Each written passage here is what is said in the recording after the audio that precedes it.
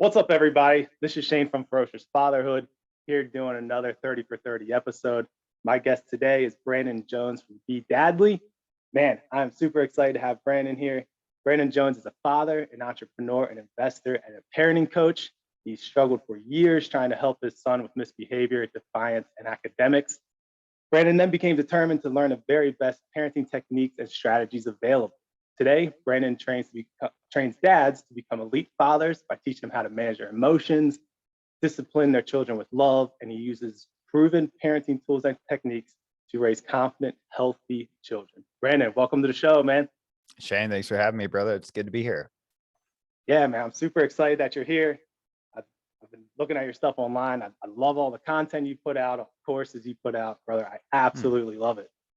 Thank you, dude. I really appreciate that. Yeah, absolutely. So Brandon, kind of what I do here is I kind of have people come on and start off with a quick introduction of themselves, kind of talk about Be Dadly, give a real quick kind of background of yourself, what your childhood was like, what was your father in your life, how many kids you got, and we'll just kind of go from there, Brandon. So the floor is yours, man. Sure. I got to tell you that first of all, I came from a pretty crazy background, so that might be a longer show. But I will say, so today I'm a parenting coach, like you mentioned. I've been a coach for over a decade now. Haven't always been a parenting coach. That's a relatively new thing for me. Started off when I was in my early 20s, helping people lose weight. I was a personal trainer and started with the weight loss kind of thing, just helping people, get their diet under control, help them get a workout routine going and everything like that. And what I ended up learning was that people needed to work on their habits. If they were going to make it a long-term thing, if it was going to be a lifestyle thing, they actually needed to work on their habits. So became a habit coach, started helping people with habits. And then people came to me with all kinds of habits, like, for example, quitting nicotine, drinking, being more punctual, a variety of things.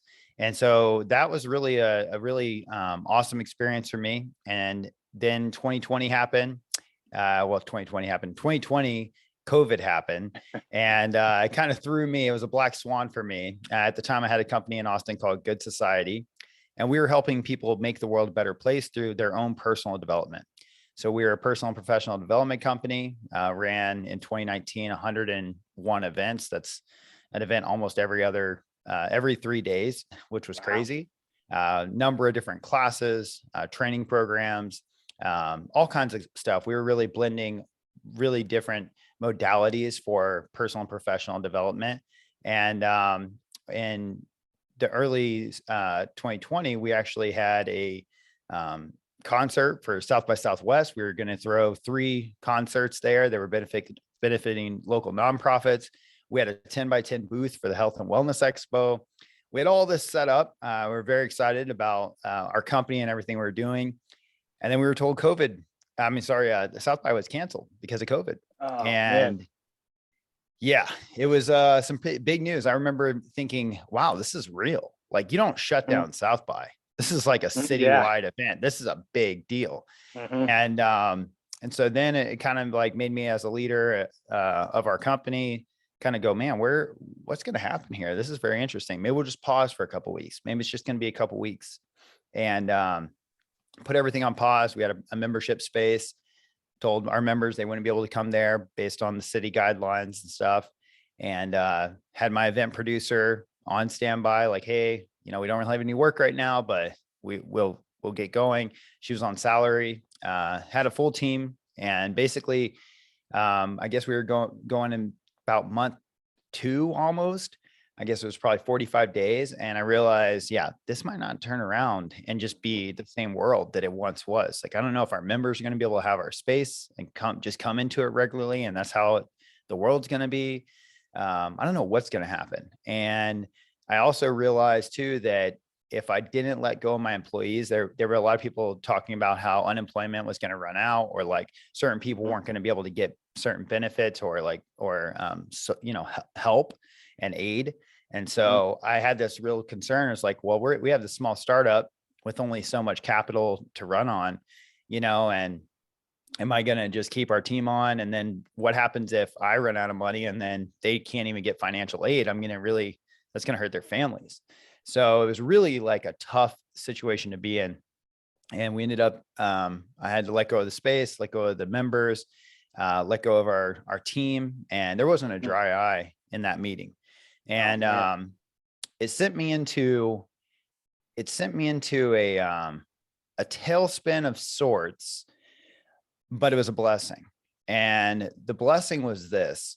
So in this kind of floating out there in the ether going, okay, just lost my company.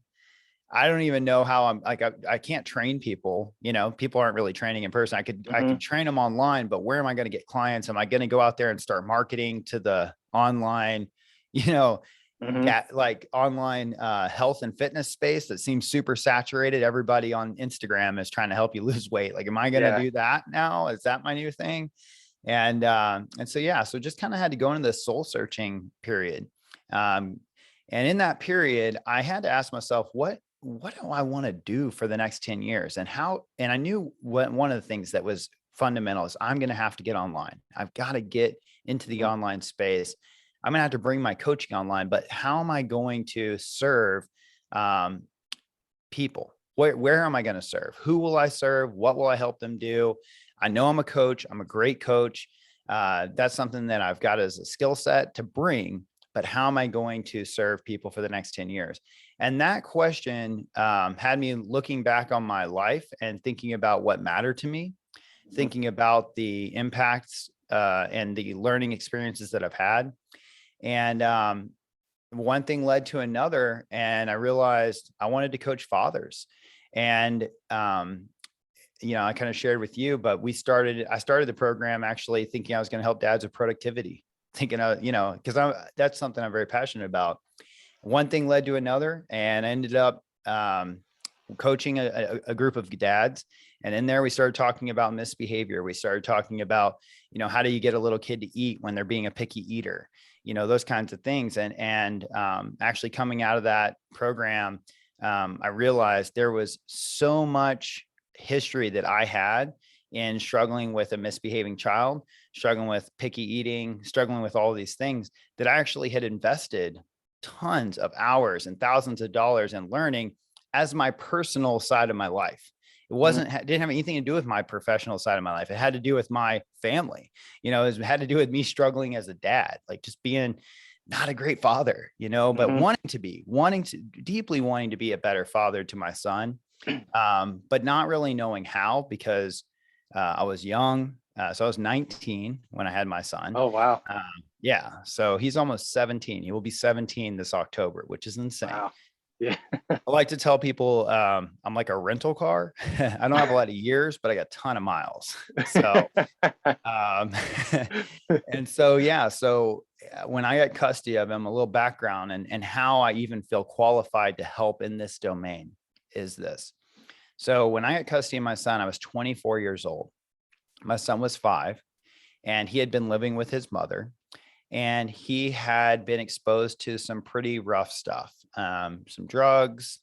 He hadn't taken drugs or anything, but he'd been exposed. Adults around him had been doing drugs around him. He had seen Freddie versus Jason. This is a 5-year-old. Oh, wow.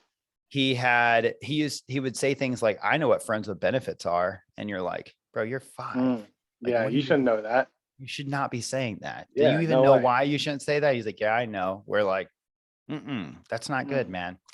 So the first 5 years of his life were just developmentally challenging for him. And it came out when he went to kindergarten. So he goes into kindergarten and he gets expelled. And he's not even in there for but a couple months. And his teachers and the principal said, like, we've tried everything. The kid is just too defiant.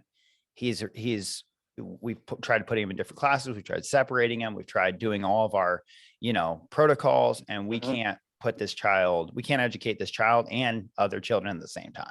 So your child is being expelled. And she lived in a small town, couldn't go anywhere. And she calls me up and she says, hey, I need you to get your son. Now, mind you, before this, it was I could hardly even get time with him. But now he was like, my son, you need to take him. Right. Now he's the problem. Here you go.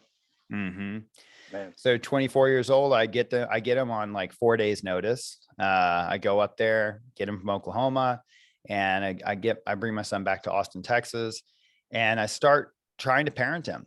And at the first, he even called me Brandon. He didn't even call me dad.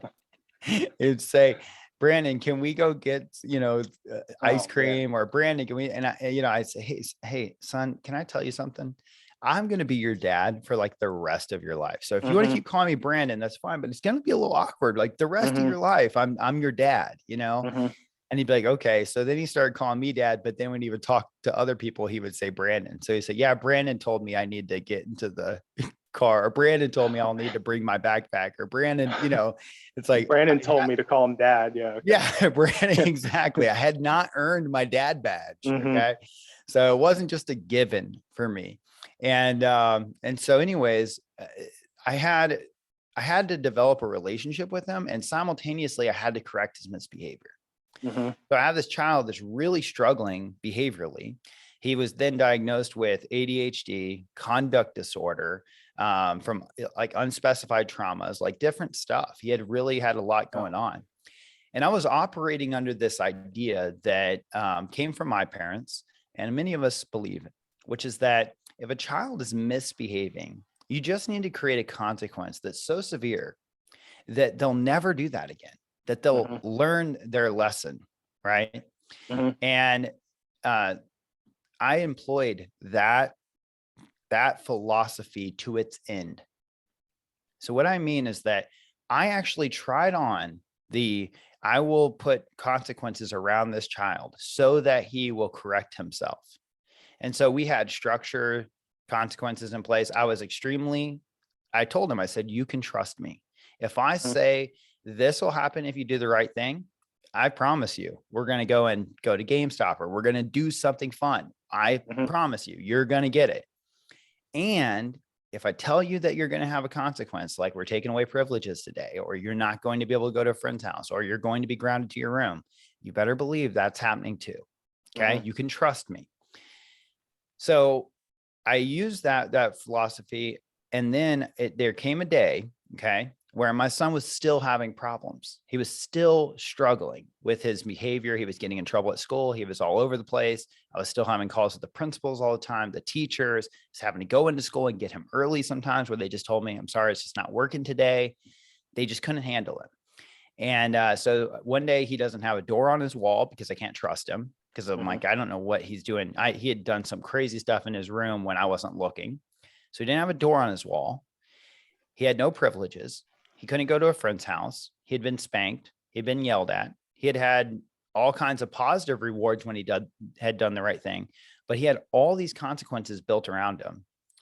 And he was crying. And he said, Dad, I'm sorry. Like, I don't mean to make you and my teachers angry. I'm just a bad kid. And that just destroyed me, man. I was like, dude, you are not a bad kid. You're a good. That hurts me here. It hurts. Ugh. It hurts, man. He took it on as his identity. And you think after years of teachers, and this has been, it'd been like 2 years of me trying to be like, basically like a military type dad. Like he had a schedule, he had to eat healthy foods. He only got, treats on certain like days and, like the weekends. He had, I really like created all of this structure around him and all of these consequences, and we're still having problems. And so when he said that, it like hurt my heart so badly that I realized maybe there's something more I can do. I keep doing the same thing over and over, expecting different results. Maybe there's something I need to learn. And so I started investigating what other parenting concepts are there. And I picked up all these books upon people's recommendations. I asked people, what book should I pick up? So Parenting with Love and Logic was the first book I picked up. Started using some of those tools. It was remarkable. One of the tools I used in there worked so well. I didn't scream. I didn't yell.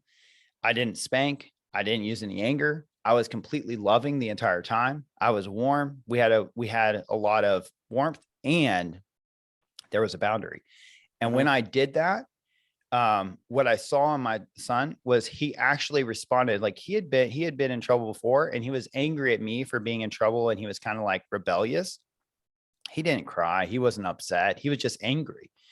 I used this one, and he was literally crying, which was like, I was like, whoa, he's getting way emotional about this. He was crying. He was all emotional. And then whenever I told him like, hey, you're welcome to come back in here. Like whenever you're ready to do what like to meet the expectation, you're 100% welcome to be back in here. There's no like, you're not grounded for the whole evening. I just need you to do what I'm asking you to do. And then I promise you, you can be in here, and I want you in here. Like, I want to be with you.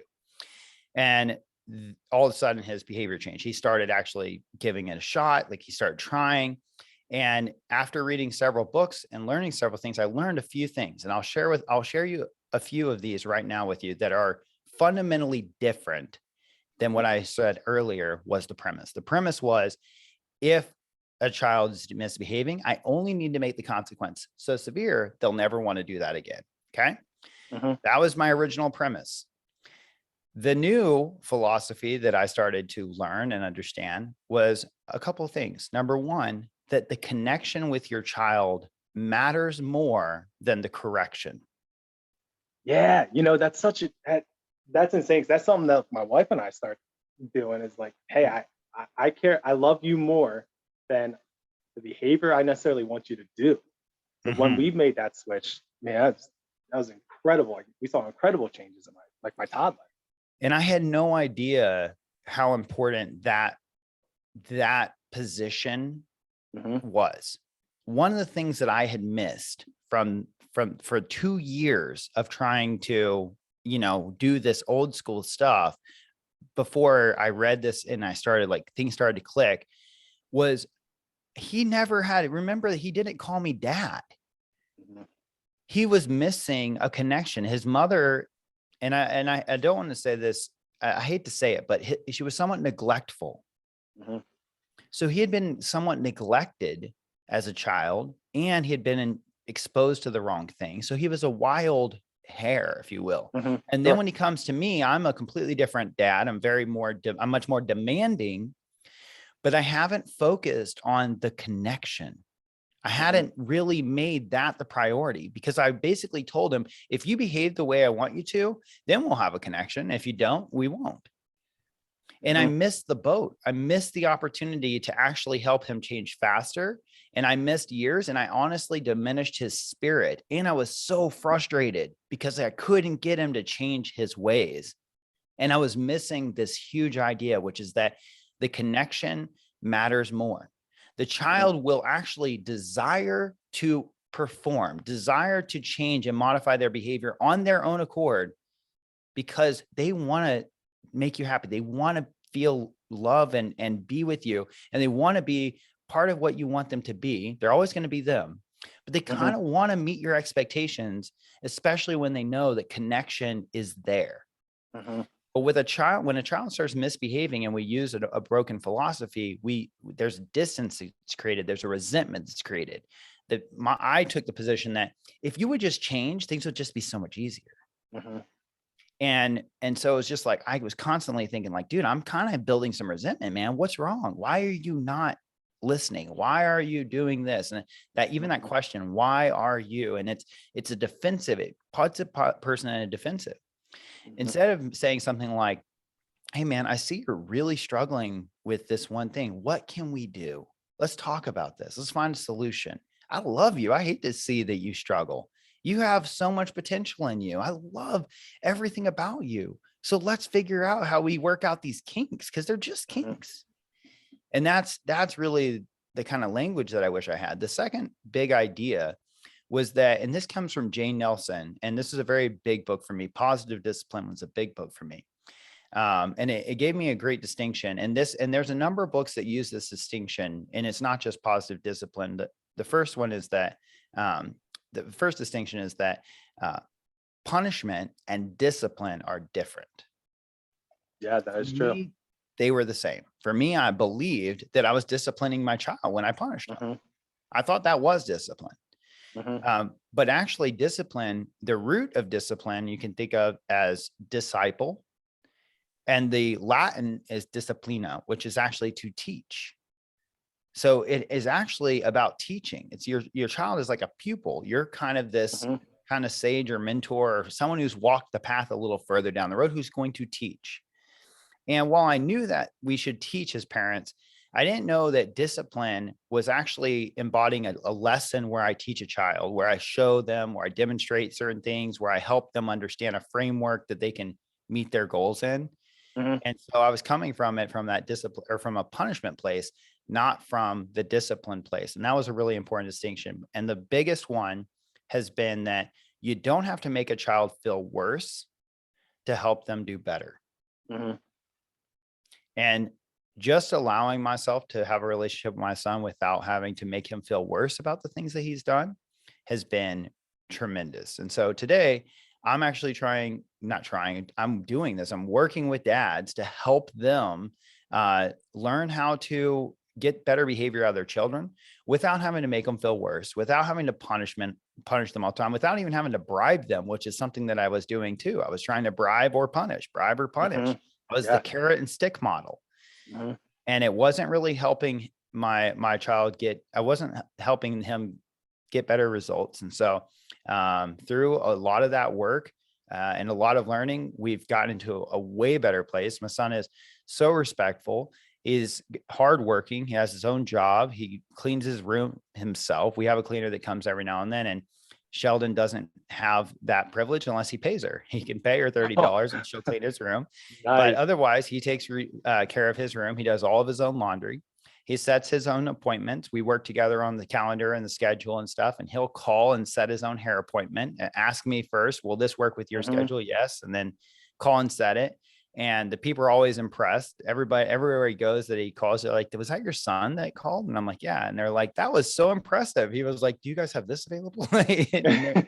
and they're super impressed. And I'm like, well, I'm trying to raise a young man, and I want him to understand that there are certain little things that he's going to have to care for. So over the years, I've slowly given him more and more responsibilities. And I have incredible faith that he's going to be successful because he has learned how to be tenacious. He's learned how to be focused. And he's learned how to manage that wildness that was in him in a healthier way without crushing his spirit. And he has a lot of confidence, and I'm very proud of that. Man, that's awesome. You were talking about the your connection being more important than the consequence. One of the things we learned with my son, now granted, he's a toddler, and I mean he's learning all the rules of the house type of deal. And one of the things he loves doing is he just loves throwing something in the kitchen. He just loves it. The kitchen's a little wider, so he just throws whatever in the kitchen. And we tried everything like this. Hey, you need to stop. All right, go sit on the stairs now. And I was like, hey, this ain't working. What if we just start to just show him what happens when something happens. So sure enough, the next time he threw something, coffee just exploded. I mean, everywhere, walls, ceiling, floor. And we were just like, hey, let's take this opportunity. Let's teach him, how to clean up a mess, which we never thought to like, here, let's show him how to clean something up when he messes it up. And then we were just like, hey, I'm going to get on my hands and knees right here with you. You and me, we're going to have fun cleaning it up. And then I'll be able to explain it because you're not upset. I'm not upset. You're not crying. And I can actually talk calmly. That I love that you like started thinking like that. Because I mean, that's huge, especially in our household. Absolutely, man. Yeah, it's a big difference maker. You can't teach a child, and you personally can't teach either when you are triggered. And the parts of your brain that are used for processing, whether it's for sharing that knowledge or receiving it, are closed when we're in those heightened states. And so often we're wasting an enormous amount of energy with our children when they're having a fit or they're losing it or they're just, upset about something. And then we're upset too. And then we're going at it. It's so much more powerful to withdraw or to have both of you take a moment to like, hey, we need a cool down moment for both of us. And when we're cool, we are certainly going to talk about this because it is important, but we can't have it right now. And one of the things I like to say is, I love you too much to argue with you. That's a good one. We're not arguing. And then the other one is if one of them catches a tone, which, like I said, the older one now, which is a lot of teenagers, this is a period of time where most parents are struggling with a lot of tension and heat and, just hormones, etc. My son and I have this rule. It's like, I will speak with you when you can speak to me as respectfully as I'm talking. And if that's awesome, we're not there, when your voice is as respectful as mine, I'd be happy to have the conversation. Mhm. And, sometimes I'm actually the one that needs space. He can actually be sometimes a little calmer because I might take things really bad and I say, you know what, I need space. Mhm. And that's a really powerful thing that we need to learn how to do. Some of us men, obviously every parent does. Mhm. Of course, I work with dads. So, but some of us men need to learn how to withdraw in order to get the clarity we need to come back more powerfully. Mhm. So, Yeah, absolutely. And you were talking about how, I mean, with our kid, he when he goes into a meltdown, his brain it just stops. His brain just stops. And me mm-hmm. and my wife like started doing some research, like why is this? And we found out, oh yeah, his brain literally stops. I mean, like he can handle up to here, and then when you Yep. argue, it's here. So all that in between, you're not making any sort of connection. And that's when No. we started like, hey, you know what? I don't care that the coffee exploded. I can now teach you how to fix it if we just get along and love each other, and kind of like Mm-hmm. what you said. I love you too much for this. Yeah. And how old is your little one? So I got a 4-year-old boy, and then I Okay. actually got a 2-month-old little girl. Gotcha. Cool. Well, Yeah, congratulations on the new one. yeah. Thank you, And thank you. And one of the things that I love doing with my little guy, especially since he was 4 years old, has been to role play with puppets or little stuffed animals or things like that, and then to put him into a place where he sees the thing Hmm. from the outside, what's happening, and ask him, "What do you think he should do? What do Yeah, you that's think would actually be?" really good. Yeah, so it's really cool. You can make one of the characters a character that's being kind of, rowdy or rambunctious or throwing things or doing these things, and then see at the 4-year-old, what do you think he should do? How Hmm. should he fix this? Because now he's got this thing going on. And then see at the 4-year-old can help you figure out what he could do. What are some of the things that this character could do to help?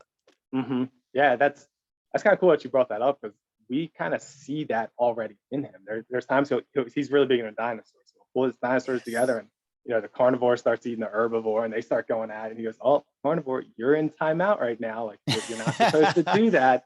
And the Yeah. same thing, he'll talk to him in a loving way, and it's really kind of interesting to see that. So I really like that. I'm definitely gonna have to start using that, because he's already picking up on it a little bit, and we haven't even done it yet.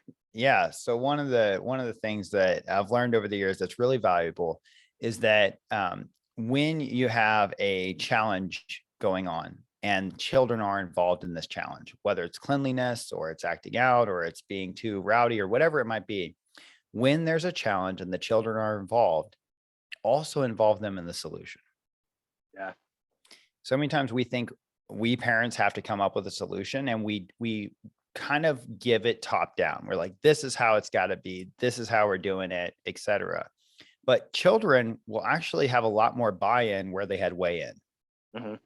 So when you ask a child, hey, what are some ideas that we can do to work on this thing? Or, especially with the little ones, you got to be more creative. You got to sell it. You got to make it a story. You got to have fun with them. You can't just sit down and have a meeting. Okay, let's do this meeting, Right. Right. time. Although I will say, Order in the court. yeah, I will say, like, he's coming up where as he gets older, and I wouldn't put it, I think kids are far more capable than we give them credit for. Most Oh of yeah. our kids are, especially our teenagers today, are way younger mentally and in their maturity than we once were. Hmm. And our parents were much older children in some ways than we were. And I feel like if we're going to kind of reverse this and stop this thing where we're just creating grown adolescents that are literally 20-year-old teenagers, and plus, I mean, now we have even 50-year-olds that it's like, bro, Yeah. are you really an adult? Are you really Uh-huh. an elder? Can I really call you an elder? Yeah. Are you all that wise? Because you're acting like a child. Hmm. But if we're really going to stop this, and we do have to acknowledge that our children are capable of more than, we give them credit for sometimes. And part of that where I've seen it work really well has been in family meetings where we discuss issues that we have going on and then ask what kind of solutions and ideas they have. And I have been so impressed with my kids. My kids have come up with incredible solutions, Wow, that's and awesome. they feel so much, so much respect when they've been invited to solve some of these things. Yeah, that's awesome. what age did you start to incorporate that, and what age did you like really see that take off and start to work? So I started incorporating it with Sheldon when he was probably like 8 years old. Okay. But Cohen is 6 and he's been doing it for a couple of years now. Mm-hmm. That's So awesome. before Cohen was little, so we'd preoccupy him and then we would get to work with, my son Sheldon. Mm-hmm. And the meetings can be fun. So we would do like snacks, eat snacks, talk about fun stuff. We would all go through a round of like gratitude, like what are you grateful for? Who's somebody you can acknowledge this week in the house and why? We have a little bit of a moment where everybody could share something positive. And then we would discuss, hey, so one of the things that we've been struggling with over the last couple of weeks or over this week that I wanted to bring up is this. Do you have anything that you want to bring up? We write down a little agenda. And so he was welcome to put in his things. What did he think? Well, I ran out of snacks in the middle of the week. You guys need to keep more snacks in the house or whatever it might be, right? It could be whatever his interest was. He might bring something up. Sometimes he was like, no, I'm good. Everything's good on my end. And then we would bring up, a thing. Well, one of the things that I've noticed is that we're having, too many toys in the living room, or maybe the counters haven't been cleaned or something like that. And we're supposed to keep those clean in the bathroom. And so then what we'd say is, what are some ideas that everybody has? And we'll go one at a time for how we can solve this. What do you think? And then basically we take down everybody's thing. And then often we would try to choose our child's solution so that he felt supported, but also so that he could try it out. And we always have this mentality that, hey, if it doesn't work, it's okay. It's not always going to work. The idea is to try something, is to put out a hypothesis and try and learn. And you know what? We can come back and say, hey, I like everything about it, but this thing, what can we, let's change that one thing. And so we've gone through different, organizational structures in our house with dishes and things like that over the years. And it was just so that everybody could try out some of their ideas and see what happened and see what worked really well. And, what are we going to do next and involve them. And so it's been huge, like Sheldon, he's picked up so many good habits and also just so many ideas of just how can we organize ourselves as a group to work on the challenges that we face as a group. And so I think that's going to serve him in his future as well. Yeah, that's awesome. Definitely empowering your kids to make those decisions, to be involved in the solutions. I mean, that's huge. We're doing it now, or not necessarily with the solutions, because I think my 4-year-old doesn't quite understand, things like that. But here, do you want to wear this or this? Oh, yes. Actually, I don't want to wear those. Can I wear this? Yeah, absolutely. You want to wear that instead? Okay, we can do that. Yeah. Yeah, definitely. Yeah. Limited choices are huge too. That's another great way to give them that empowerment and help them feel like they have some autonomy. Every one of us have a need for personal power. That's just a fundamental thing. We're born with free will, so we want to exercise it. And children, when we really take a moment to stop and think about it, children don't get an enormous amount of that. They're told when to get up, what to eat, what to wear often, right? Which love that you're giving them some choices, but they're often told what to wear, what to eat, what to do, what not to do, when to sleep. Everything throughout their day is managed for them. They have to keep up with you and everybody else. They have to move on your schedule. And so it can be very challenging for a child who's just like, let me live, just let me just let me be, man, and so it can be really challenging, but giving them those small options, hey, do you want to use the purple cup today or the blue cup? Would you like to eat the yogurt or the oatmeal? Do you want to wear this shirt or that shirt? Do you want to take a bath or did you want to take a shower? If we're taking a bath, do you want this toy or that toy today? And just giving them these little choices is huge. And then when it's like, hey, I'd like for you to do this, oftentimes they're a lot more willing to come and help and do that because they've been given some power. And one of the things that I actually ask my child a lot of times, like, will you help me? Hey, bud, would you be willing to help me with this? And I say it so that he knows like he has the capacity to serve and help. What he does in this house makes a difference to us. So it really is just a different way of coming at the relationship, and is building a relationship where everybody knows like we're here to support each other. Like we thrive when everyone here is working together to help each other. And that's the best thing for us, as a family.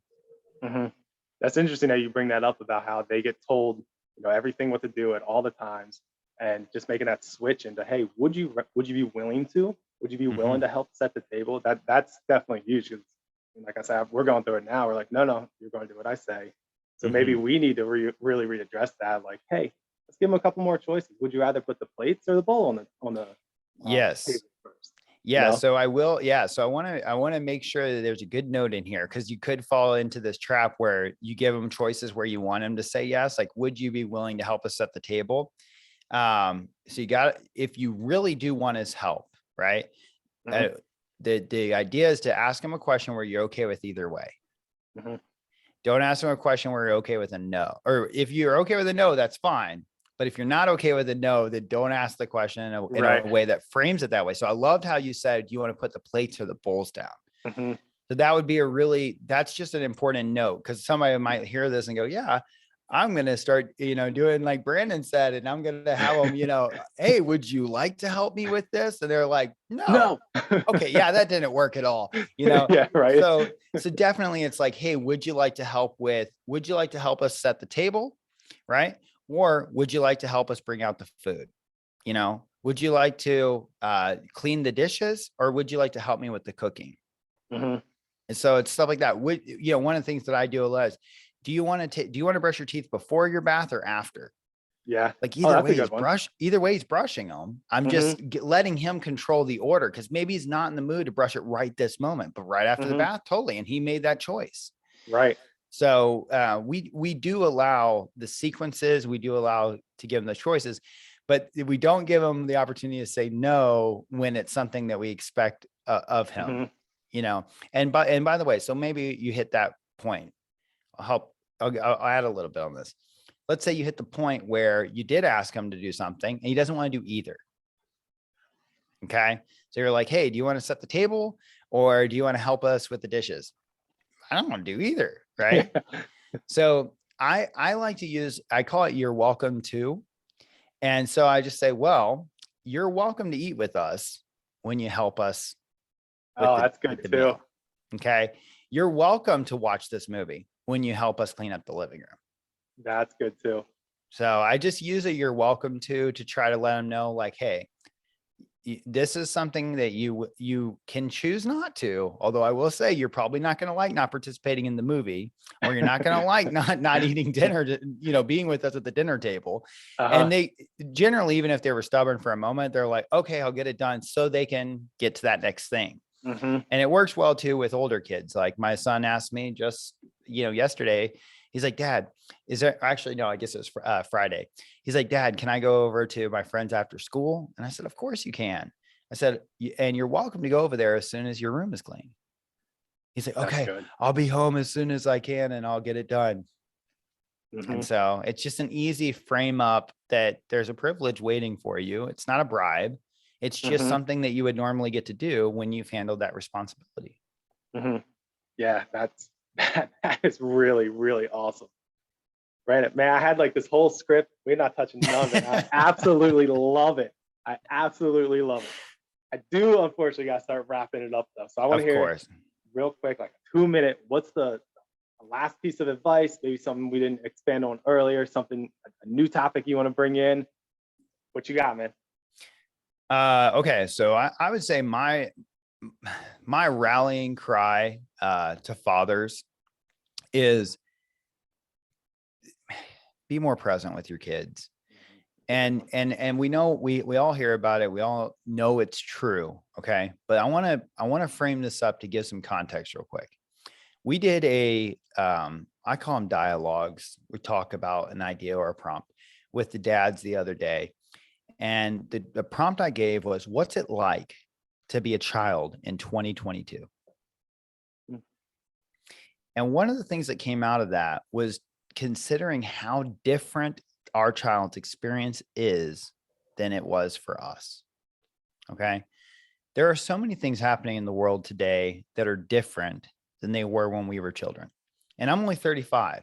So I know any of our listeners here that are much older are going, yeah, and you're a young kid, but let's think about this for a moment. Okay. Number one, there's an incredible amount of tension in today's world.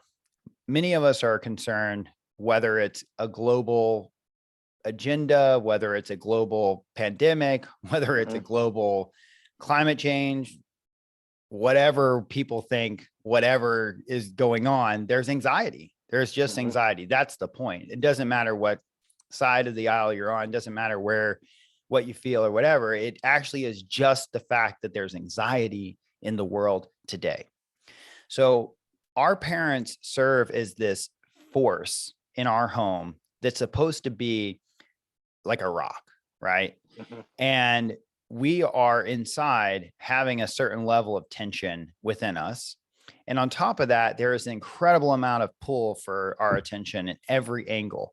We have computer screens, we have phones, we have meetings that are virtual, we have text messages, we have phone calls, voicemails, emails, Slack channel texts, Facebook messages, Instagram messages, and it goes on. Okay. And I don't see it slowing down either. On top of that, we have a lot of things that we want to accomplish as human beings. We have all of this interest that we want to work out. We want to be healthy. We want to do all of these things. And I'll try to wrap this up really quick, but here's the point. I'm sorry I'm so long-winded but this is really important. Do you remember that moment when you were younger when you used to ask your parents like to look at something that you've been working on and you wanted them to see you do it? And you're like, well, mom, dad, look at this. Watch me do this thing. And then maybe you would try to do it and you wouldn't do it. And you're like, oh, I've been doing it like 10 times in a row. And now you watched and you didn't see me. That tension, that anxiety that we felt was the feeling that they may turn their attention back to their priorities and miss this important moment. That's our important moment. That moment that we're feeling that tension, our parents probably didn't even have a cell phone. Yeah. They didn't live in the world that we're living in today. And so to fully appreciate where kids are at, I call it the modern neglect.